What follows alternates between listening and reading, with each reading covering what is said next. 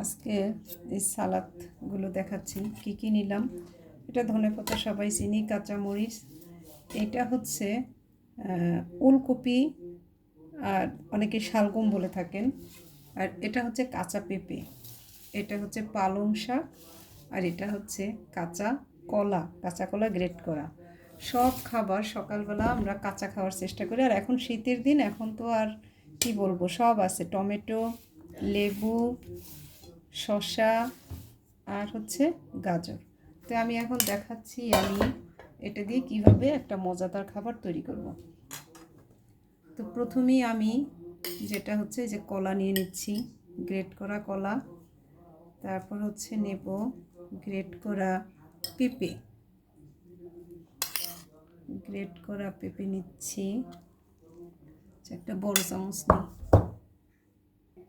নিচ্ছি হচ্ছে এই যে গ্রেট করা গাজর। তারপর নিব গ্রেট করা ওলকপি, ফুলকপি দিয়েও করা যায়, করে দেখাবো একদিন। এটা হচ্ছে ওলকপি।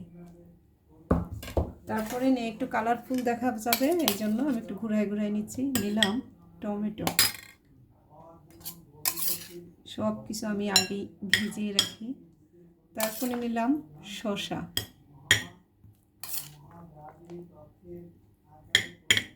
কি সুন্দর লাগছে না দেখতে। এরপর যেটা নেব একটু ধনেপাতা মাঝখানে দিয়ে দিই। এটা ধনেপাতা দিয়ে কিন্তু চাটনিও করে নিতে পারেন, আমি আগে একটা ভিডিও দেখিয়েছি। একটু কাঁচামরিচ, এটা কাঁচামরিচ নিজের ইচ্ছা মতো নেবেন। নিলাম একটু পালং শাক, কি সুন্দর লাগছে থালাটা। নিয়ে নিলাম পিঙ্ক সল্ট, এটা নিজেদের ইচ্ছা মতো নিয়ে নেবেন।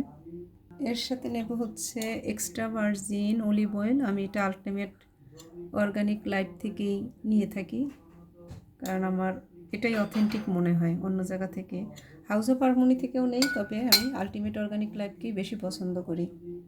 এটা যখন মাখানো হবে দারুণ লাগবে। এর সাথে একটুখানি সূর্যমুখীর বীজ,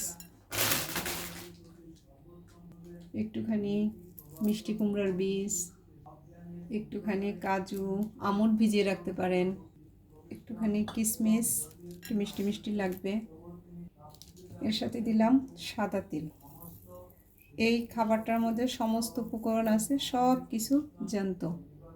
দিয়ে দিলাম দুটো আখরোট। এর সাথে কেউ যদি চান আর হচ্ছে ডিম সিদ্ধ করে নিতে পারেন। এটা আমার বাবার জন্য করেছি, সে নিরামিষভোজী। এটা তার হচ্ছে সকালের ব্রেকফাস্ট।